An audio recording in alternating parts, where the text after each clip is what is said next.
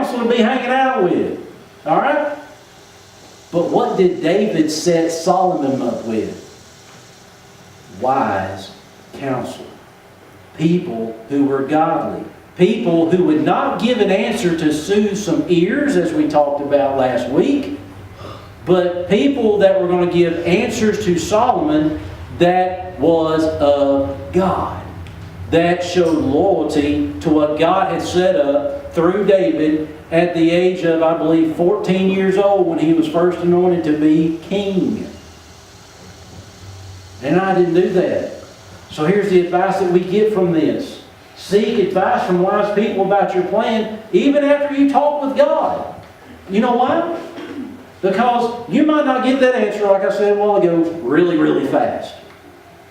But also, you might be still kind of stubborn about it. You're not getting the whole picture, and you go talk to somebody that's wise, and guess what? God's laid something on their heart, or God's put something in their life. They can say, oh, hang on just a minute, man.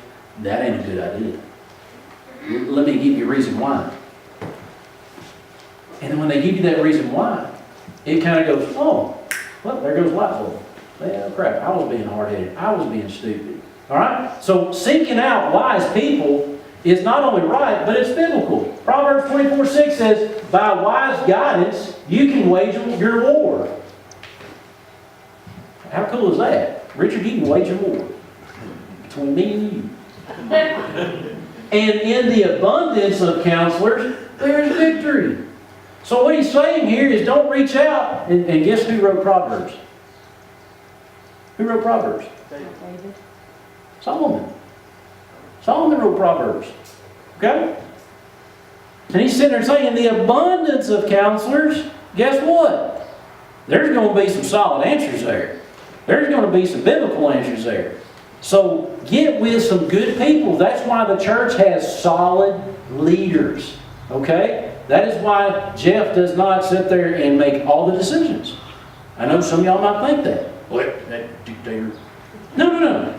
We have a group of men that were laid on people's hearts and in mine, and we prayed about it, and I seek out counsel of other churches, our mission church that took us on, and Stillwater's Cowboy Church in Carthage, Texas, and me and Matt talk, and then me and the men talk, and then even some of the women get involved and we talk.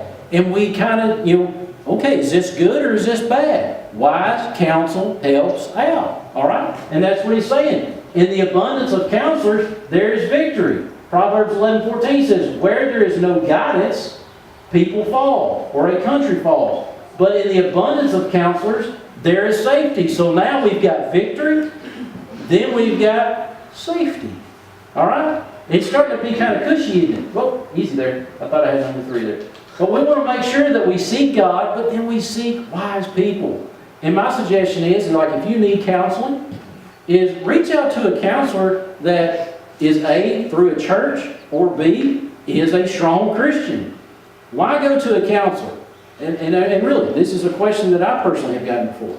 Should I go to a regular counselor or to a Christian counselor through a church? And I say, well, here's my advice to you. A worldly counselor or a counselor that's out there and that does it for a living has to abide by state laws. And guess what they cannot bring up? They cannot pull out a Bible, and they cannot show you Scripture. They can't even pray for you. They truly cannot by state laws. But what about a church counselor? Or someone of Christian faith that's maybe not a counselor, but they're just wise. They're older and they're wiser. Go talk to them. Because they can pull out a Bible. They can pull out Scripture. And when they ain't got the answers, they're going to show you God's got the answers. And they can't get in trouble for that. So that's my advice to folks that are looking for someone that they need to talk to. Maybe they're going through some hard times. Maybe they're going through some marriage difficulties. Don't keep it inside. Talk about it. Just like Don yesterday. Best medicine for him was to talk about it. And I think he talked to 2 pretty good old guys. There was another guy in there. Ross, not me. All right? So seek the advice from wise people about your plan. Number 3 is don't jump the gun. Okay? And what I mean by this is God moves slow. He moves slow. But He moves slow for a reason. And the reason is because if he moves too fast, you can't handle it. Or there's something there that's going to be devastating to his plan. All right? What did he do with Jesus, his own son? Let's think about that. Could he had him killed on the cross, crucified on the cross, a little bit quicker than he did?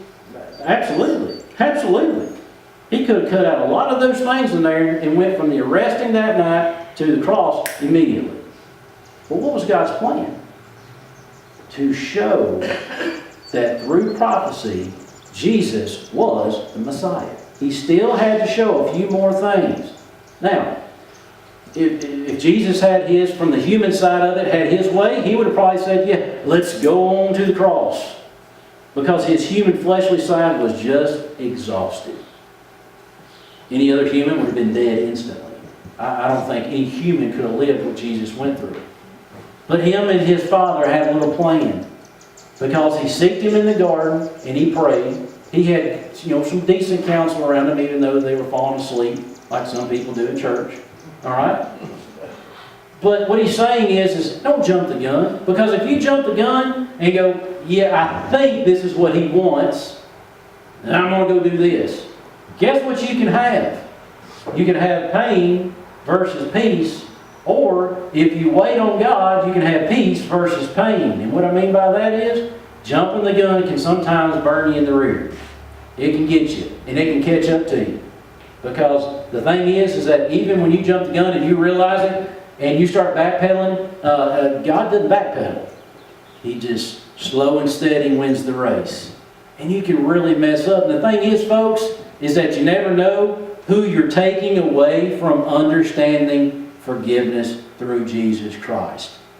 We should always live every day as everybody in the world is looking at us. We're under a microscope, and someone might understand this Jesus thing, this forgiveness thing, this blood thing. That's pretty real. My goodness. Trust me, we need more Christians like that, because we've got enough of them out there that are acting crazy and stupid and going, people out there going, if that's what following Christ is, I don't want to have nothing to do with that. That's messing up the plans. You see what I'm saying? That's messing up the plans. So don't jump the gun. Job 5:12 said, he frustrates the devices of the crafty so that their hands achieve no success. And what Job is saying here in today's message is, if you try to design it your own, okay, to try to speed things up or try to make it bow tie it and wrap it up in a box of godly when there's no God involved, your craftiness is not going to last, and it's going to mess up a few things.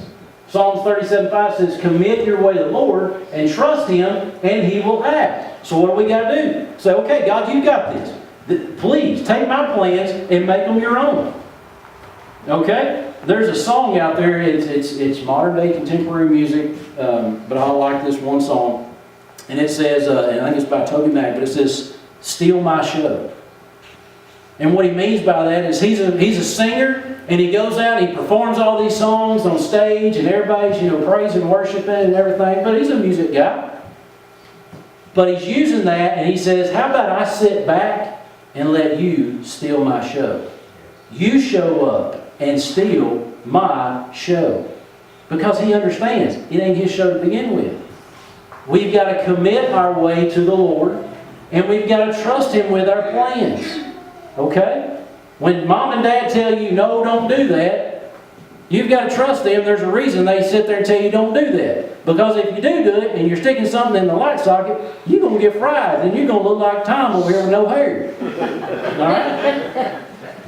Proverbs 21:5 says, good planning and hard work lead to prosperity, but hasty shortcuts lead to poverty. Don't cut God short. Simple as what it's saying.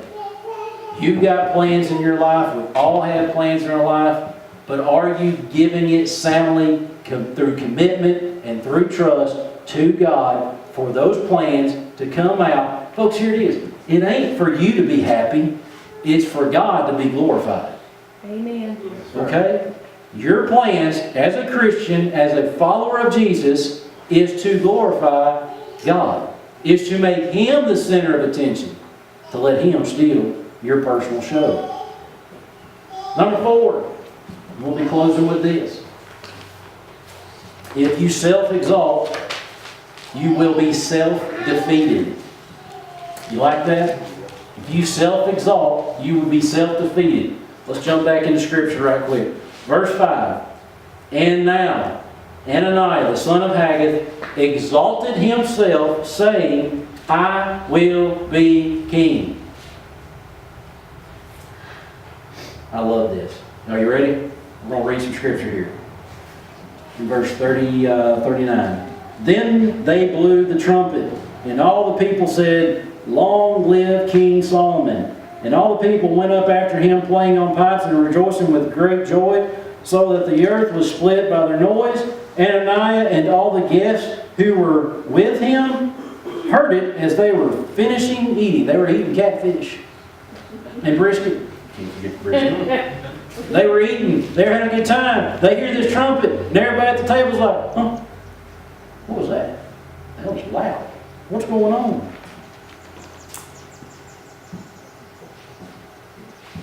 Let me get over here where I need to be. Excuse me just 1 second. I lost my spot. And Zadok the priest and Nathan the prophet have anointed him king at Gihon, and they have gone up and rejoicing, so that the city is in an uproar. And this is being told to Ananiah, This is the noise that you have heard. And Solomon sits on the royal throne. Moreover, the king's servants came to congratulate our Lord King David, saying, May your God make the name of Solomon more famous than yours, and make his throne greater than your throne. And he bowed himself to the bed, and the king said, Blessed is the Lord of the God of Israel, who has granted someone to sit on his throne this day, and my eyes seeing it. Then all the guests, get this here, verse 49. Then all the guests of Ananiah, they trembled. And they rose up, and each went their own way, probably whistling. I don't know this fellow. This guy's crazy, but thanks for the catfish. In verse 50, guess what? Now we have an exalted king, get this, and Ananiah feared Solomon. So we've got an exalted king that exalted himself, who is now self-defeated. You know why he's self-defeated? There was no mention of God in his plans at all. Matthew 23:12 says, Whoever exalts himself will be humbled, and whoever humbles himself will be exalted. So we had Ananiah up here, and we had Solomon down here. And at the end of the story, God says, I got other plans. I've got other plans. And that's the way it's going to be. Proverbs 29:23 says, One's pride will bring him low, but the one who is lowly in spirit will attain honor. I'm going to close with Dr. David Jeremiah. But it's God who gives us the ability to do things, even to gain wealth. And we must remember that what we do is only successful when we do it His way. Amen. So folks, this morning's message was just a simple message of your plans that you have, and we all got them, do they include God? Because, amen, God's plan has always included us. Amen. Through His Son, through His forgiveness, through us getting up this morning. It might have taken us 3 times to get out of bed, but at least we're here. Because God, through His mercy, His grace, His forgiveness, and His righteousness said, I love you. And I've got other plans for you. As we pray. Father, we come to you this hour and we thank you.